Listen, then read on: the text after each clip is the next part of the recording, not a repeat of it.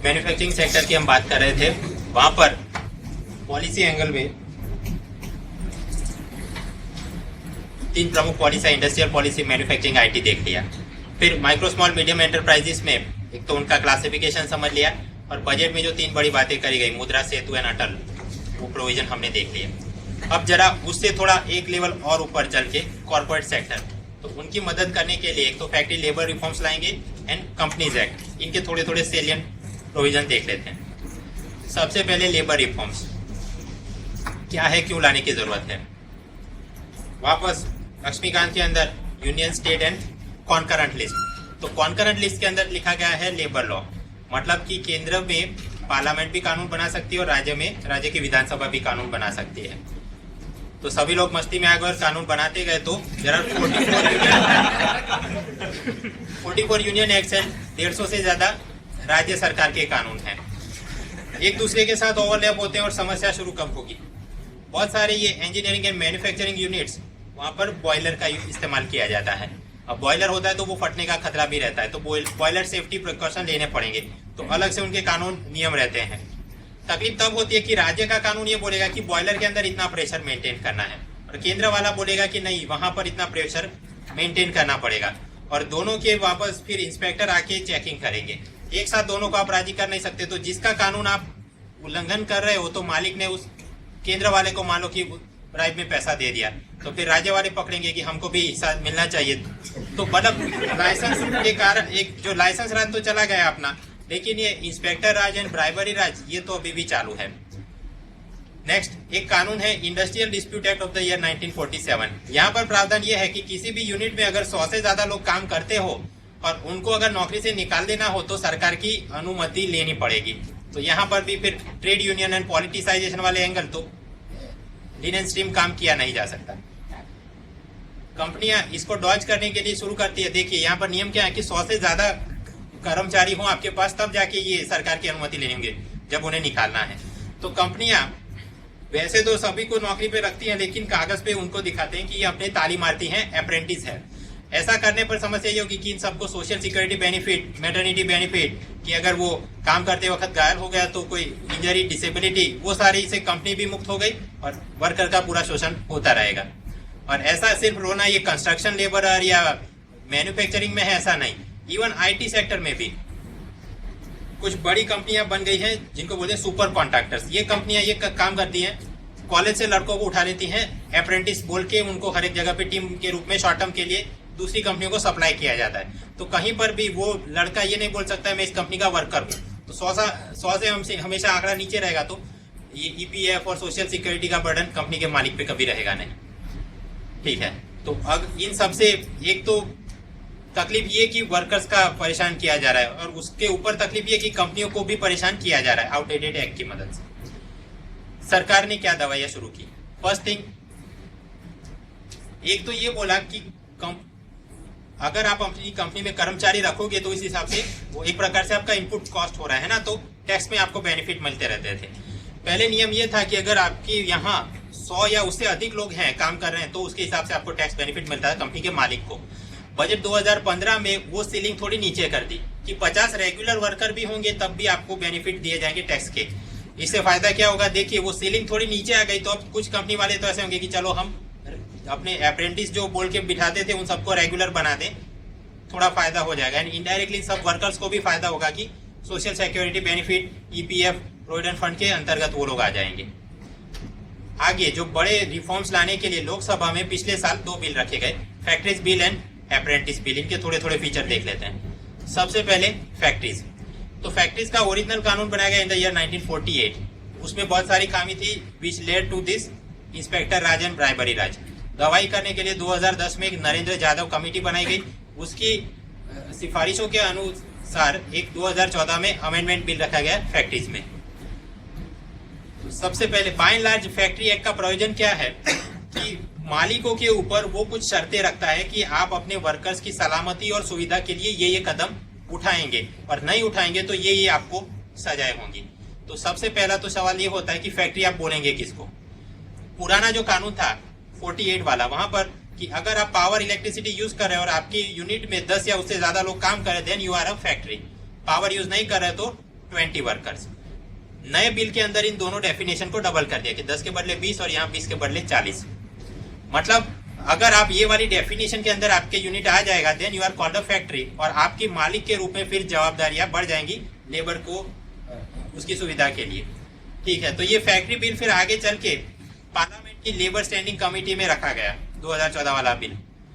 लेकिन कमेटी ने इसको क्रिटिसाइज किया कि देखिए आप यहाँ पर हर एक जगह पे सीलिंग बढ़ा दी, 10 वर्कर नहीं 20 वर्कर, यहाँ पर 20 नहीं 40।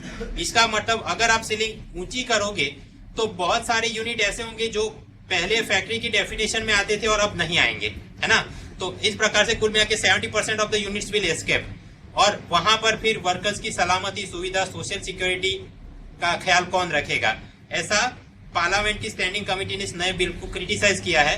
मोदी ने भी माना और इस बिल के अंदर हम और कुछ डेफिनेशन में सुधार करेंगे, ऐसा बोला गया है। तो मतलब अभी के लिए कौन सी डेफिनेशन चल रही है, 10 और 20 वाली, ये तो जब पास होगा उसके बाद देखेंगे आगे। तो पहला की यूनिट के ये डेफिनेशन है।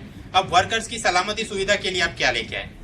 फर्स्ट थिंग, वीमेन लेबरर्स के लिए तो उनको भी नाइट शिफ्ट करने की अनुमति दी गई, लेकिन उनकी सेफ्टी, ट्रांसपोर्ट के जवाबदारी कंपनी के मालिक की रहेगी।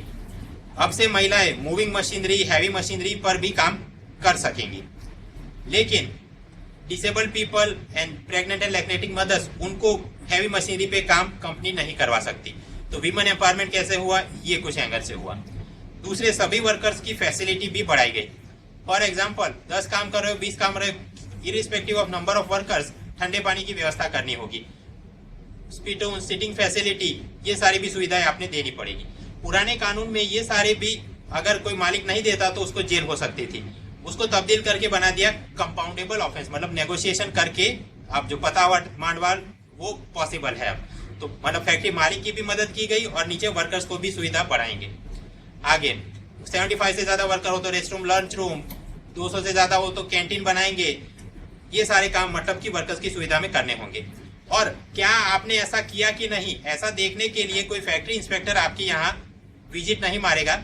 हर एक कंपनी के मालिक ने ही खुद जाके उसके ऑनलाइन पोर्टल में सेल्फ सर्टिफिकेशन में लिख देना, yes I have done so.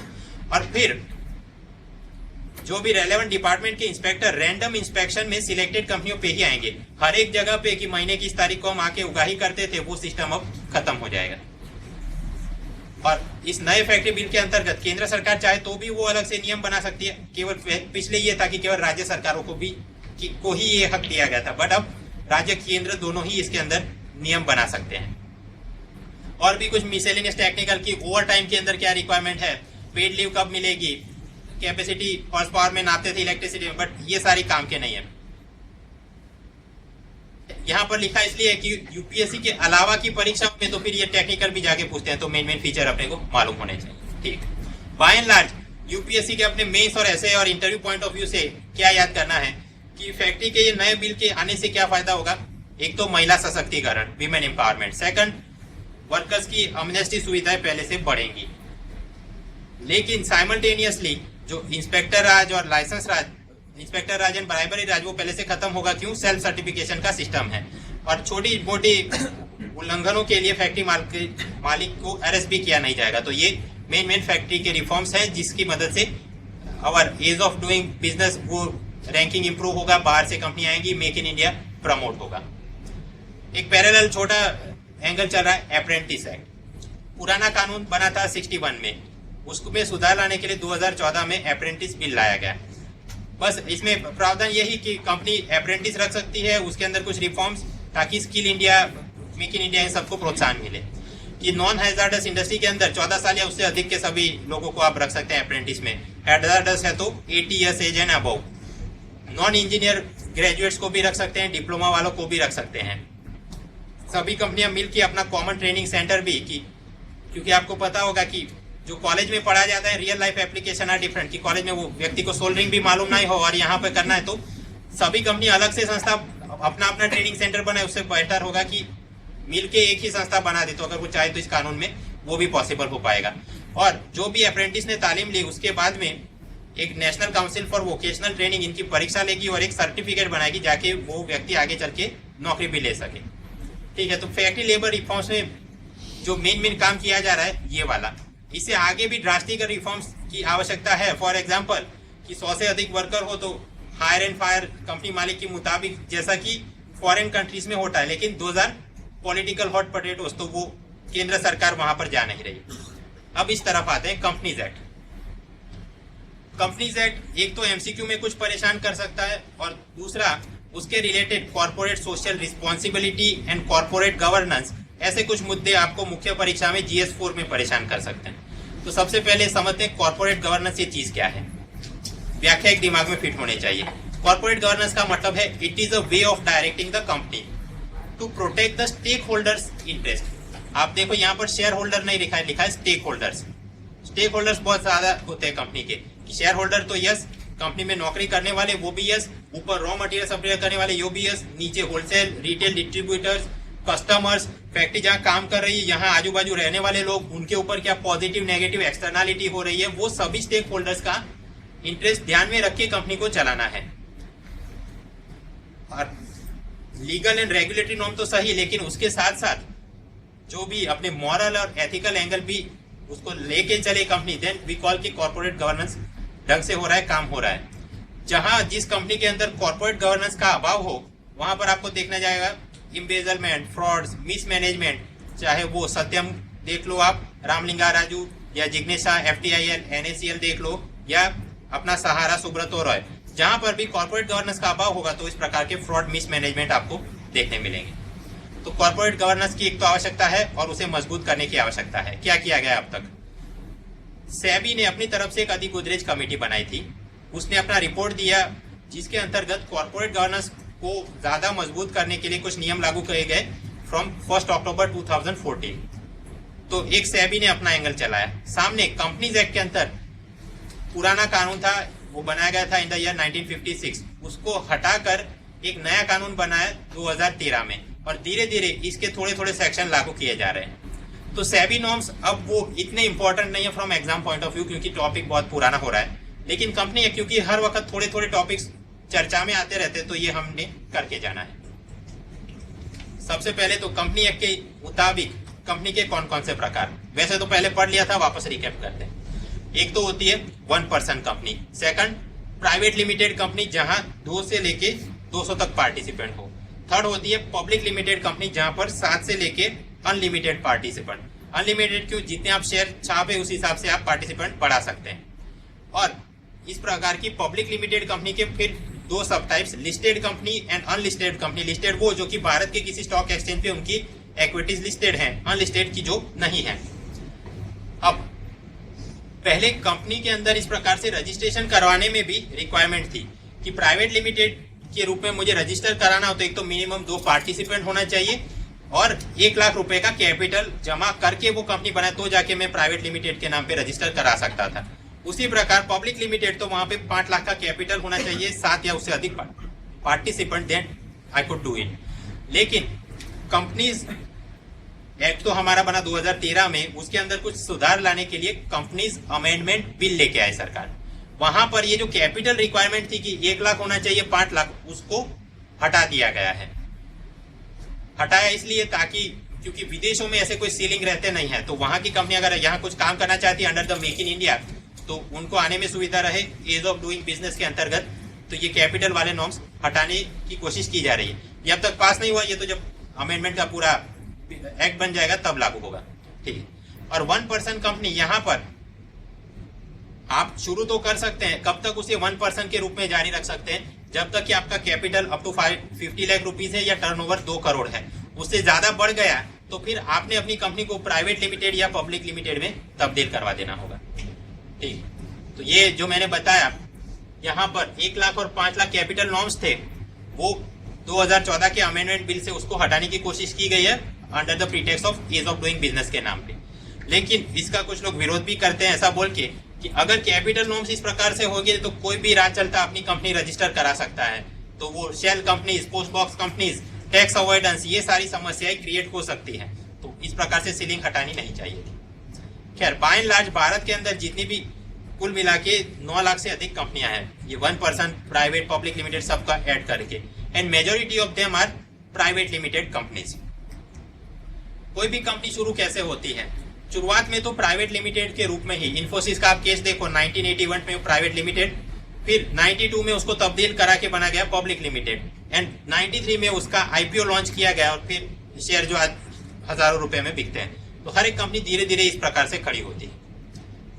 और कुछ कंपनियों के प्रकार देख लेते हैं। होल्डिंग कंपनी क्या है और सब्सिडियरी कंपनी क्या है।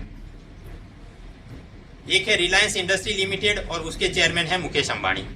इसके अंतर्गत बहुत सारी छोटी छोटी कंपनियां हैं, फॉर एग्जांपल रिलायंस रिटेल, और उसके नीचे है delight protein and Reliance wellness.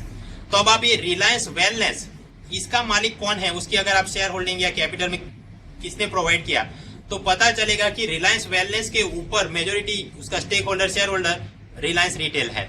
तो मतलब ये जो बड़ी उसकी बाप कंपनी, उसको हम क्या बोलेंगे, होल्डिंग कंपनी, और नीचे जो बैठी है वो क्या है, सब्सिडियरी कंपनी। और रिलायंस रिटेल भी इनके पॉइंट ऑफ व्यू से वो होल्डिंग कंपनी है, लेकिन मुकेश भाई के पॉइंट ऑफ व्यू से वो क्या है, वो भी एक सब्सिडियरी कंपनी, और उनकी रिलायंस इंडस्ट्रीज लिमिटेड वो सबकी बड़ी वो होल्डिंग कंपनी है। ठीक है। उसी प्रकार एक था नेटवर्क 18, जिसके अंतर्गत ये CNN, IBN, CNBC, colours, MTV, first magazine ये चलते थे। तो इन सभी के ऊपर मालिक कौन था, ये नेटवर्क 18, और वो भी अब मुकेश भाई ने एक्वायर कर ली। तो अब network 18 it became a subsidiary company and holding company कौन, मुकेश भाई की रिलायंस इंडस्ट्रीज लिमिटेड। तो एक तो ये हो गई 1 person, private limited, public limited, holding क्या है, सब्सिडियरी क्या है। अब स्पेशल पर्पस व्हीकल, ये कौन सी कंपनी है, स्पेशल गाड़ी में जाके रजिस्टर करवाते हैं नहीं, एक उदाहरण से पता चल जाएगा। चंडीगढ़ के अंदर मेट्रो रेल फिट करनी है, तो उसके लिए कंपनी बनानी है Chandigarh tri city metro limited. इसके अंदर 3 पार्टिसिपेंट रहेंगे, पंजाब की राज्य सरकार, हरियाणा की राज्य सरकार और चंडीगढ़ की यूनियन टेरिटरी। अब आप समझो, अगर ये लोग कोई कंपनी में पार्टिसिपेंट बनना चाहते हैं तो इनको अपनी जेब से पैसा निकालना पड़ेगा। तो पंजाब राज्य सरकार कुछ पैसा देगी, हरियाणा राज्य सरकार कुछ पैसा देगी, और चंडीगढ़ तो क्योंकि यूनियन टेरिटरी तो उनकी जेब में तो कुछ होगा नहीं, है ना। तो केंद्र सरकार के अंदर जो अर्बन डेवलपमेंट मंत्रालय है वो इनके नाम पे पैसा जमा कराएगा। तो इन सब के बीच में सबसे पहले तो ये 3 पार्टिसिपेंट आपस में मेमोरेंडम ऑफ अंडरस्टैंडिंग करेंगे कि हम इतना करोड़ देंगे, हम इतना करोड़, हम इतना करोड़। तो इक्विटी कंट्रीब्यूशन हर एक व्यक्ति का कितना, ये तय होगा। उसके बाद ये Chandigarh tri city metro limited वो एक कंपनी के रूप में रजिस्टर कराया जाएगा। तो ये पब्लिक लिमिटेड होगी कि प्राइवेट, अब ये तो डिपेंड करता है। यहाँ पर केवल 3 पार्टिसिपेंट है तो क्या होगा, प्राइवेट लिमिटेड के नाम पे ये होगी। बट ये क्या है, एक प्रकार का स्पेशल पर्पस व्हीकल, इसको इसलिए बोलते हैं कि ये पर्पस के लिए कुछ लोग जमा हुए और एक काम शुरू किया। आगे चल के जो भी पैसा कमाएंगे आपस में वो शेयर कर लेंगे। कैसे, जितना इक्विटी आपने कंट्रीब्यूट किया उस हिसाब से शेयरिंग आपको मिलता जाएगा। तो ये मतलब स्पेशल पर्पस व्हीकल है। उसी प्रकार कई सारे प्रोजेक्ट, पर्टिकुलरली इंफ्रास्ट्रक्चर प्रोजेक्ट में केंद्र सरकार या राज्य सरकार अलग से थोड़ी छोटी मोटी प्राइवेट कंपनियां ये आपस में मिलके एक नई कंपनी खड़ी करती है और फिर काम शुरू किया है, वो सारे क्या है, special purpose vehicle. But they are also one type of company. वो पब्लिक लिमिटेड हो सकती है, प्राइवेट लिमिटेड हो सकती है, डिपेंड्स की पार्टिसिपेंट कितने हैं। अब गवर्नमेंट कंपनी और ये सारी बात करते हैं। एक तो सबसे ऊपर सरकार और नीचे उसके होते हैं पब्लिक सेक्टर अंडरटेकिंग। उसके वापस 2 टाइप, एक तो होती है government companies and second are called public corporation. तो ये यहाँ पर अगर आप नौकरी करोगे तो आप या ये these are not government employees, तो मतलब इनके जो भी salary, service norms, discipline norms, pension, provident, ये सारे इनके अपने अलग चल रहे होंगे। This people are not government employees. और इस तरफ एक रहती है डिपार्टमेंटल अंडरटेकिंग, रेलवे है, पोस्टल डिपार्टमेंट है, यहाँ जो काम करते हैं those people are government employees. तो एक तो बड़ा चित्र ये बनेगा। और क्योंकि इन सभी के अंदर या तो सरकार खुद मालिक है या तो मेजोरिटी शेयर होल्डर है, therefore RTI applies to all of this entities. अब एक एक करके थोड़े फीचर देख लेते हैं for the purpose of MCQs. सबसे पहले डिपार्टमेंटल अंडरटेकिंग, उदाहरण क्या है, इंडियन रेलवेज है, पोस्टल डिपार्टमेंट। डिपार्टमेंटल अंडरटेकिंग इसलिए बोला, ये लोग कोई गुड्स या सर्विसेज प्रोड्यूस कर रहे हैं, एक प्रकार की कमर्शियल एक्टिविटी कर रहे हैं, लेकिन कोई डिपार्टमेंट या मंत्रालय खुद ही इस काम में लग गया। फॉर एग्जांपल इंडियन रेलवेज तो हाँ उसका मंत्रालय है, पोस्टल डिपार्टमेंट तो उसके ऊपर वो कम्युनिकेशन का मंत्रालय, तो they are directly controlled by the government just like any other department. Companies act के अंतर्गत 1 person company, private limited, public limited के नाम पे इसका अलग से कोई रजिस्ट्रेशन कराया नहीं है। इसके अंदर नौकरी करने वाले लोग 2000 फॉर गवर्नमेंट एम्प्लॉइज या गवर्नमेंट सर्वेंट्स, तो मतलब सरकार के जो भी service rules, conduct rules, pension, पगार, वो सारे नियम इन पे लागू होंगे। इनकी audit directly controller and auditor general he will do the audit, और आरटीआई इन पे लागू होगा। हाँ, क्यों? ये तो सरकारी पब्लिक अथॉरिटी है। एक यहाँ पर गवर्नमेंट और डिपार्टमेंटल अंडरटेकिंग। अब इस तरफ आते हैं पब्लिक सेक्टर अंडरटेकिंग, जिसमें government companies and public corporation. देख लेते हैं गवर्नमेंट कंपनीज कौन कौन है। ओएनजीसी, सेल, कोल इंडिया लिमिटेड। पीछे जो लिमिटेड लिखा है तो मतलब this is one type of company. वो पब्लिक लिमिटेड हो सकती है, प्राइवेट लिमिटेड, इट डिपेंड्स की कितने पार्टिसिपेंट है। ये सारी कंपनियां they are registered under the companies act, लेकिन इनकी जो भी शेयर होल्डिंग पैटर्न है वहां सरकार 50% से ज्यादा मालिक है, तो स्वाभाविक है सरकार का इनके बोर्ड ऑफ डायरेक्टर में दबदबा होगा। लेकिन इनके अंदर काम करने वाले लोग those are not government employees.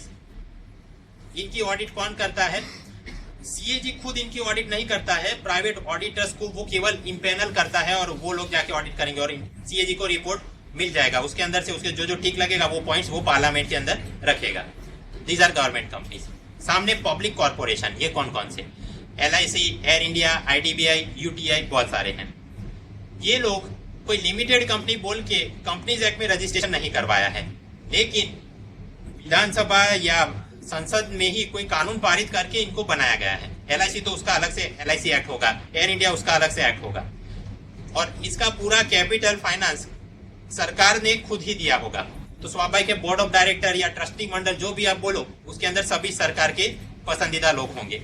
यहाँ पर भी काम करने वाले लोग those are not government employees, वो अलग है अपना। इसका ऑडिट कौन करता है? ज्यादातर का ऑडिट तो सीएजी खुद ही कर लेता है, लेकिन फॉर सिलेक्टेड ऐसे कुछ यूनिट है, फॉर एग्जांपल एयर इंडिया, तो उसके सिलेक्टेड ऑपरेशन तो उसके लिए प्राइवेट ऑडिटर्स को इम्पैनल कर देता है। अब सवाल होता है कि एसबीआई क्या चीज है? तो आप याद करो, आजादी मिलने से पहले ईस्ट इंडिया कंपनी ने 3 प्रेसिडेंसी में वो शुरू किया था, बंगाल, बॉम्बे, मद्रास में प्रेसिडेंसी बैंक।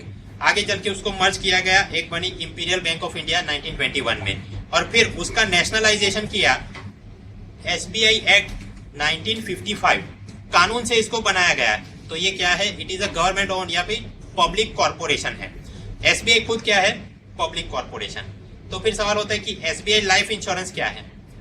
ऑफिशियली उसका नाम है SBI life insurance company limited. और ये कंपनी भी कैसे बनी है? 2 जने इकट्ठे हुए, ज्वाइंट वेंचर बना। एक तो एसबीआई, कौन सी? ये वाली, और बीएनपी पारिबास, ये दोनों ने थोड़ा थोड़ा कैपिटल जमा करके ये अलग से कंपनी रजिस्टर कराई। तो ये तो लाइफ इंश्योरेंस। तो फिर नॉन लाइफ इंश्योरेंस या एसबीआई जनरल इंश्योरेंस, ये क्या चीज है? ये भी एक प्रकार की कंपनी लिमिटेड है। कहां पर? तो एसबीआई की खुद का joint venture plus insurance Australia group IAG, ये दोनों ने जमा होकर ये बनाया। और पहले क्योंकि सिस्टम क्या था कि इंश्योरेंस के अंदर 26% फॉरेन इन्वेस्टमेंट वॉज परमिटेड, तो उस वक्त रेशियो क्या होगा? 74-26 है ना। और अब क्योंकि वो पारित कर दिया गया, रिलैक्स किया गया, तो उस प्रकार से चेंज करने के प्लान में है वो लोग। एसबीआई म्यूचुअल फंड क्या है? वो एक प्रकार की प्राइवेट लिमिटेड कंपनी है। तो मतलब कॉर्पोरेशन क्या होता है और अलग अलग कंपनियां कैसे बनती है। ठीक है, हम वापस जूम आउट करके आते हैं। कंपनी के अंतर्गत 3 टाइप की कंपनियां, 1%, प्राइवेट लिमिटेड, पब्लिक लिमिटेड। और पब्लिक लिमिटेड में लिस्टेड, अनलिस्टेड। और सरकारी जो है यूनिट्स, तो पब्लिक सेक्टर अंडरटेकिंग्स और डिपार्टमेंटल अंडरटेकिंग्स। और पब्लिक सेक्टर अंडरटेकिंग्स में एक थी गवर्नमेंट कंपनीज, जहां पर सरकार is the majority share holder. और गवर्नमेंट कंपनी भी आगे चल के प्राइवेट लिमिटेड भी हो सकती है, पब्लिक लिमिटेड भी हो सकती है, depends how many participants are there. ठीक, अब कंपनीज एक्ट वैसे तो टेक्निकल बहुत कुछ पढ़ सकते हैं, लेकिन फ्रॉम अपने जो एमसीक्यू पॉइंट ऑफ व्यू से या GS4 के एंगल से जो तैयार करना है, थोड़े थोड़े सिलेक्टेड पिलर्स देख लेंगे। एक तो बोर्ड ऑफ डायरेक्टर्स में क्या प्रावधान है, AGM और ऑडिट रिलेटेड टेक्निकल इशू में उसमें मैं जाऊंगा नहीं, लिंक पे आप देख लीजिएगा।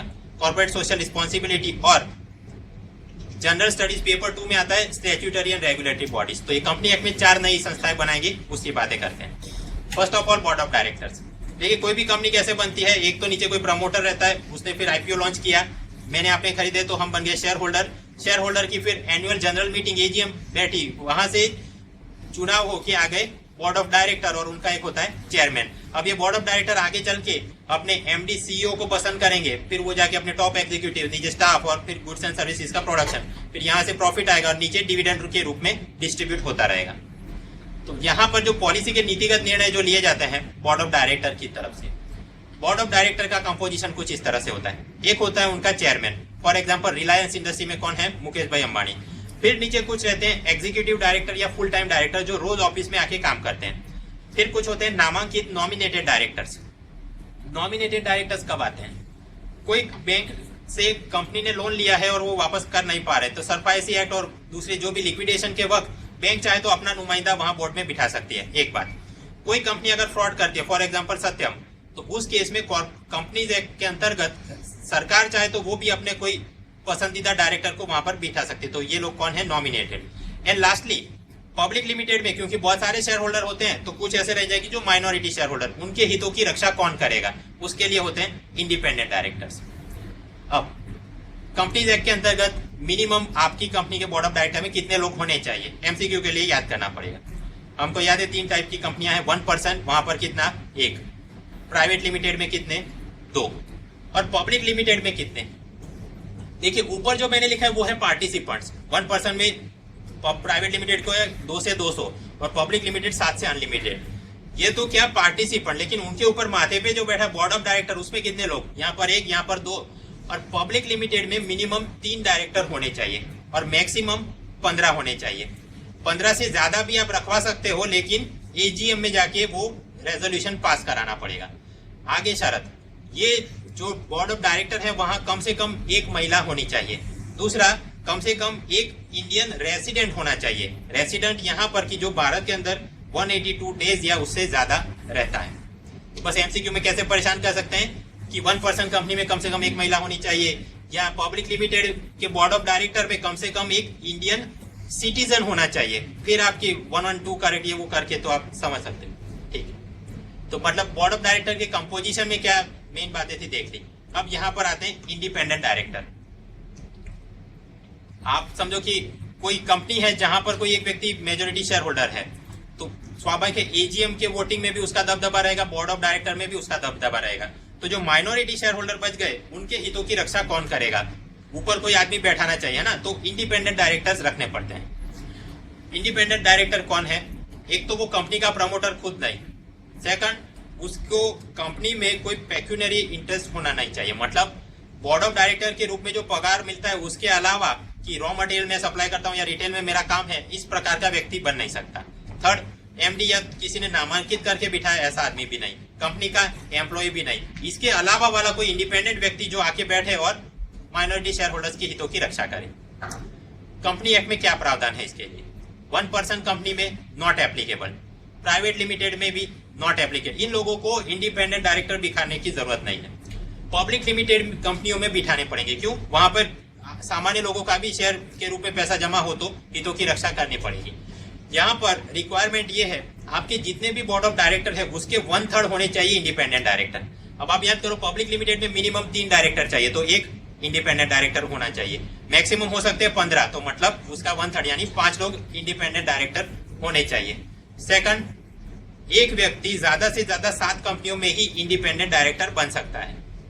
अगर ऐसी लिमिट नहीं रखोगे तो फिर ये होगा कि 60-70 में एक ही बंदा और फिर वो केवल सिग्नेचर ही करेगा, अदरवाइज किसी का इंटरेस्ट वो प्रोटेक्ट नहीं कर पाएगा। एक व्यक्ति एक कंपनी में केवल 2 टर्म के लिए रह सकता है और एक टर्म उसकी होगी 5-5, मतलब 10 सालों के लिए वो रह सकता है। उसके बाद वापस उसी कंपनी में वो इंडिपेंडेंट डायरेक्टर बन नहीं सकता, 3 साल का कूलिंग पीरियड। ये सारे प्रावधान किस लिए? क्योंकि जेन्युइन कोई इंडिपेंडेंट डायरेक्टर आके बैठे और माइनॉरिटी शेयर होल्डर के हितों की रक्षा करे। और ये व्यक्ति जो भी काम कर रहा है उसका परफॉर्मेंस रिव्यू एजीएम के अंदर रखा जाएगा। ठीक है, तो मतलब बोर्ड ऑफ डायरेक्टर में मेन जो बातें करनी थी एमसीक्यू पॉइंट ऑफ व्यू से ये देखना पड़ेगा कि इस कंपनी को कितने बिठाने हैं। एंड GS4 या अपना कॉर्पोरेट गवर्नेंस के रूप में ये कि वहां पर इंडिपेंडेंट डायरेक्टर और वो सबके हितों की रक्षा करे। एजीएम ऑडिट में मैं जाऊंगा नहीं, वो लिंक पे आप देखिए, ज्यादा टेक्निकल है, एमसीक्यू में कुछ परेशान कर। थर्ड पे आते हैं कॉर्पोरेट सोशल रिस्पॉन्सिबिलिटी। वैसे तो आपको पता है CSR मतलब कि कंपनी ने अपने मुनाफे का कुछ हिस्सा समाज सेवा में लगाना है। ठीक है, कॉर्पोरेट सोशल रिस्पॉन्सिबिलिटी उसकी फॉर्मल डेफिनेशन क्या होगी? That companies integrate social and environmental concerns with in their operations. UNIDO की ये व्याख्या है और इस हिसाब से फिर हर एक कंपनी ने कोई ना कोई काम करना चाहिए। कंपनीज एक्ट 2013 में प्रावधान यह है कि सिलेक्टेड कंपनी ने अपने पिछले 3 साल के प्रॉफिट के आंकड़े जोड़ो, उसका एवरेज निकालो, जो एवरेज मिला मान लो 100 करोड़, तो उसका 2% मतलब 2 करोड़ कॉर्पोरेट सोशल रिस्पॉन्सिबिलिटी में लगाना है। याद ये रखना है कि सभी कंपनियों को ये चीज लागू नहीं होती है, सिलेक्टेड कंपनियों को जो बहुत बड़ी है, जिनका for example net profit 50 million से ज्यादा हो, या नेट वर्थ जिनका 5 बिलियन से ज्यादा हो, या जिनका टर्नओवर 10 बिलियन से ज्यादा हो, इस एरिया के अंदर आपकी कंपनी आती है, तब जाके पिछले 3 सालों के प्रॉफिट का आप एवरेज निकालो और उसका 2% जाके CSR में आप स्पेंड करो।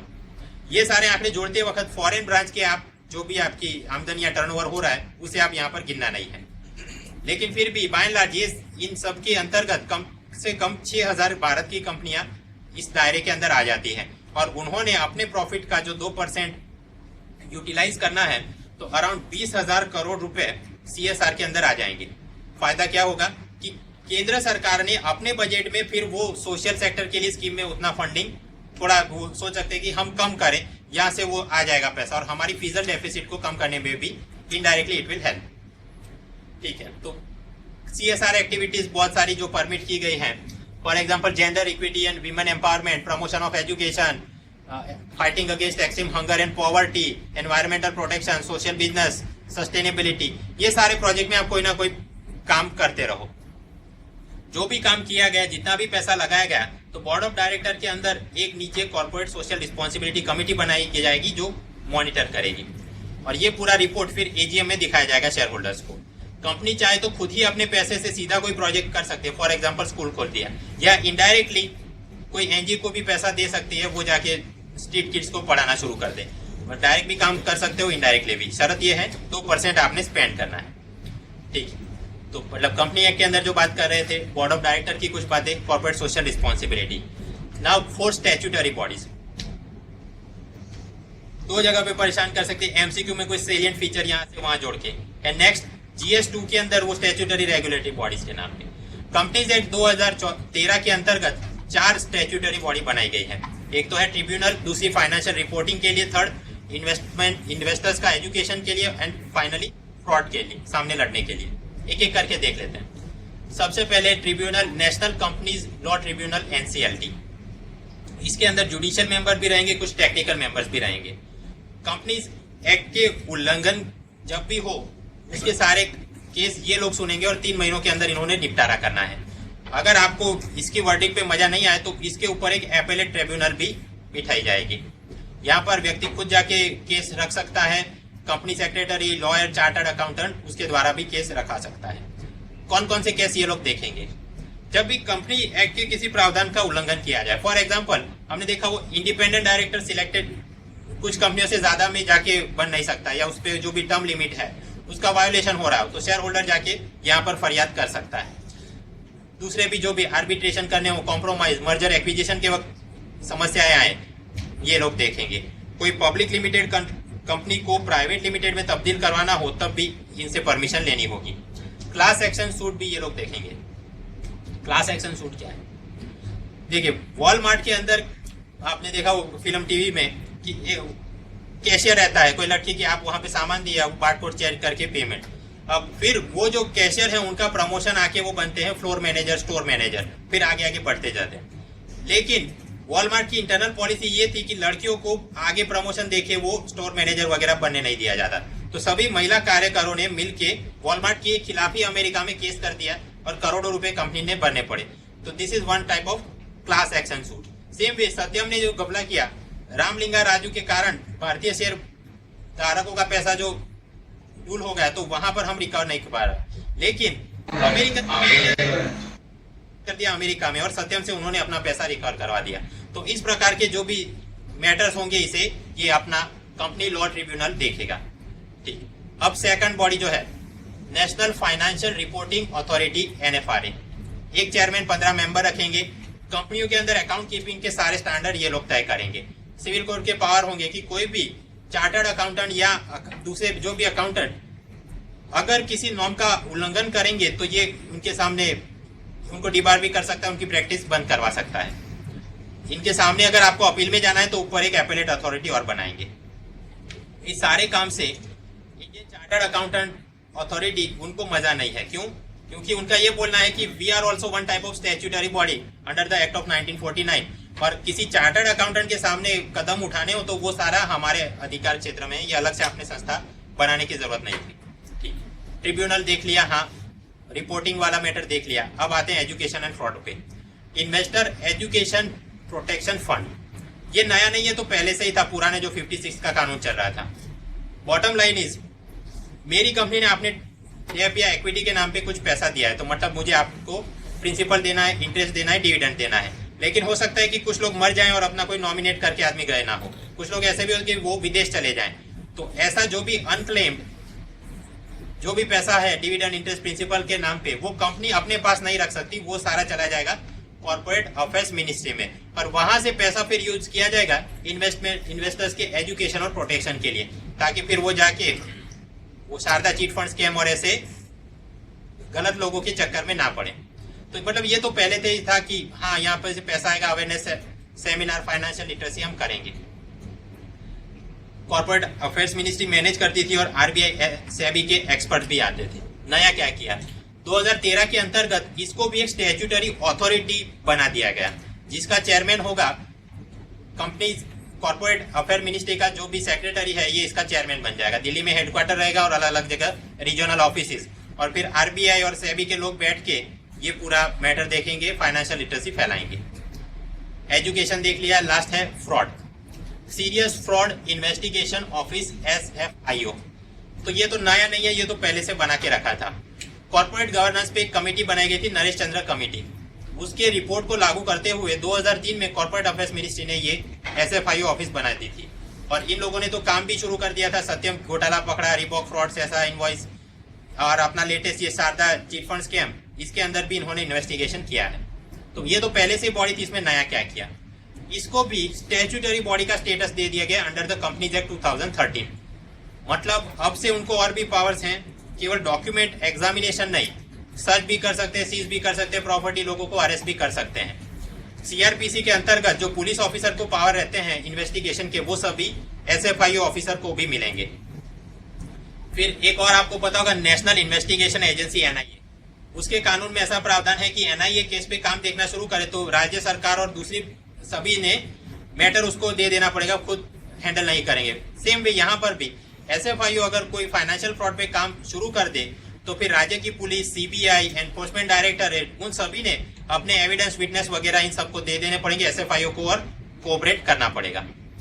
ठीक है, तो मतलब अपना कंपनीज एक्ट, उसके मेन जो बातें चाहिए, board of director, CSR, 4 statutory body 4 जो ये थी, एक तो ट्रिब्यूनल, दूसरी थी रिपोर्टिंग के लिए, थर्ड इज एजुकेशन अवेयरनेस के लिए, लास्टली SFIO फ्रॉड के सामने लड़ने के लिए। ओवरऑल कंक्लूजन में कुछ लिखना हो मुख्य परीक्षा में, तो अच्छे क्या पॉइंट्स हैं और खराब क्या पॉइंट्स हैं इस company act. First thing, corporate governance को ये बढ़ावा देगा। कैसे बढ़ा देगा, वो इंडिपेंडेंट डायरेक्टर्स, महिला डायरेक्टर, CSR वगैरह। नेक्स्ट, छोटे निवेशकों को प्रोटेक्ट करेगा। क्यों, आप याद करो, SFIO करके वो फ्रॉड डिटेक्शन के सामने स्टैट्यूटरी बॉडी बनाई गई। उसी प्रकार ट्रिब्यूनल भी है जो इनके कोई ना कोई मसलों को हल करेगी। By large business friendly regulation रहेंगे, यहाँ पर भी सेल्फ सर्टिफिकेशन का मैटर चलेगा, और इस प्रकार से ease of doing business, less government approval, वो सारी अच्छी बातें। ये सब कैसे, असल में टेक्निकल मैंने जो बताया, AGM ऑडिटिंग में बहुत सारी मैटर रहती है, जहाँ पर कि हर एक, आप ये भी काम, सांस भी लो तो सरकार को सूचित करना पड़ता था पहले पुराने वाले कानून में, ये सारा बंद करवा गया। अब matter by large self regulation में चलेगा, तो ये तो अच्छी बातें हैं। खराब बातें क्या है, फर्स्ट थिंग, आप याद करो, मैंने बोला था 3 टाइप की कंपनी, वहां पर प्राइवेट और पब्लिक लिमिटेड कंपनी में minimum paid up capital requirement थी 1 लाख और 5 लाख होना चाहिए, तब जाके आप रजिस्टर करवा पाते थे। लेकिन ये जो कंपनी अमेंडमेंट बिल लेके आया 2014 में, ये सीलिंग हटाती है। सीलिंग हटाने पे कोई भी राज चलता अपनी कंपनी खड़ी कर सकता है। This type of shell companies, post box companies, tax avoidance, tax evasion, उसकी समस्या शुरू होगी। कैसे, देखिए बड़ी कंपनी तो वो अपनी शेल कंपनी बना दे और फिर यहाँ से वहां शेयर ट्रांसफर कर दे, ये इसने हमको इतना माल सप्लाई किया, ऐसा बोल के खर्चे अपने बढ़ा दे ताकि उनको टैक्स लायबिलिटी कम रहते, उस प्रकार से टैक्स अवॉइडेंस किया जाएगा। नेक्स्ट, हमने देखा पब्लिक लिमिटेड कंपनी में एक महिला डायरेक्टर होनी चाहिए, लेकिन रिसेंटली हिंदू ने सर्वे करके पता चला कि ज्यादातर ये पब्लिक लिमिटेड कंपनी में एक तो वीमेन डायरेक्टर अपॉइंट ही नहीं किया गया, और कुछ ने जल्दी जल्दी में अपॉइंट किया तो कैसे लोगों को, उसी के प्रमोटर की वो ही बहन साली और मम्मी, उनको बिठा दिया। तो आप समझो, जो कॉर्पोरेट सोशल रिस्पॉन्सिबिलिटी या फिर नीचे माइनॉरिटी शेयर होल्डर का कुछ हित देखना है, या फिर ऐसी कि कोई सच में ऐसी महिला डायरेक्टर जिसके पास स्किल कंपेटेंसी है, जो कि ढंग से काम कर सके, ऐसे नहीं अभी आप अपने ही रिश्तेदारों को बिठा दोगे, देन वो लेटर एंड स्पिरिट में इस कानून का पालन नहीं किया जा रहा है। और कुछ समस्याएं। ये नए कंपनी एक्ट के अंदर एक प्रावधान है कि छोटे से छोटा भी कोई भी फ्रॉड हो जाए तो कंपनी के चार्टर्ड अकाउंटेंट ने एजीएम में वो बात तुरंत रखनी होगी और ऊपर केंद्र सरकार को भी सूचित करना होगा। अब कुछ कंपनियों को इससे थोड़ा ऐतराज है कि हर एक छोटा मान लो पेन पेंसिल और उसके कुछ 10-20 हजार का फ्रॉड हुआ हो, वो भी आपने एजीएम में और ऊपर बेच देना है, तो एक तो नेगेटिव मीडिया पब्लिसिटी भी हो सकती है। और कुछ कंपनियां ये इस प्रकार की जो नॉर्म्स है, रिपोर्टिंग नॉर्म्स, उससे परेशान होकर पर्टिकुलरली टीवीएस ऑटोमोबाइल्स, उन्होंने अपनी पब्लिक लिमिटेड कंपनी को प्राइवेट लिमिटेड में तब्दील करवाने की वो प्रोसेस शुरू कर दी है, क्योंकि ये सारी नॉर्म्स किस पे लागू होती हैं? पब्लिक लिमिटेड पे, प्राइवेट पे नहीं। अब बहुत सारी कंपनी वाले ये सोच रहे हैं कि अगर इतनी सारी ट्रांसपेरेंसी और रिपोर्टिंग करनी है हर एक छोटी छोटी बात पे, तो ओरिजिनल पर्पज तो क्या रहा? पब्लिक लिमिटेड कंपनी बनाने का केवल एक ही फायदा आज की तारीख में दिखता है, क्या? कि आप आईपीओ लॉन्च करो और जनता से पैसा बटोर के कोई कंपनी शुरू करें। अदरवाइज एडिशनल कोई प्राइवेट लिमिटेड को ये बेनिफिट और पब्लिक लिमिटेड वो तो हो नहीं रहा है, तो बहुत सारी कंपनियां वापस पब्लिक से प्राइवेट में तब्दील होना शुरू हो गई है।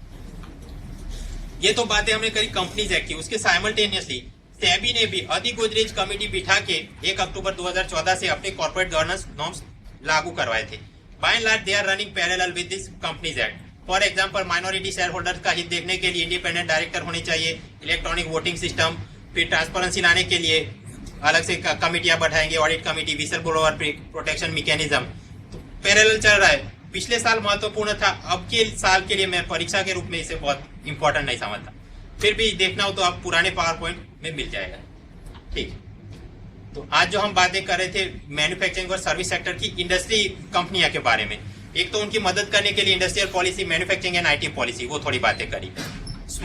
माइक्रो स्मॉल मीडियम एंटरप्राइजेस, उनकी मदद के लिए बजट में मुद्रा, अटल और सेतु स्टार्टअप के लिए ये 3 बातें करी गई। फिर कॉर्पोरेट सेक्टर की मदद के लिए फैक्ट्री लेबर रिफॉर्म्स और कंपनीज एक्ट में थोड़े सुधार लाने के अलग अलग प्रकार की कंपनियां, एजीएम, ट्रांसपेरेंसी, स्टैट्यूटरी बॉडीज, वो बातें करी।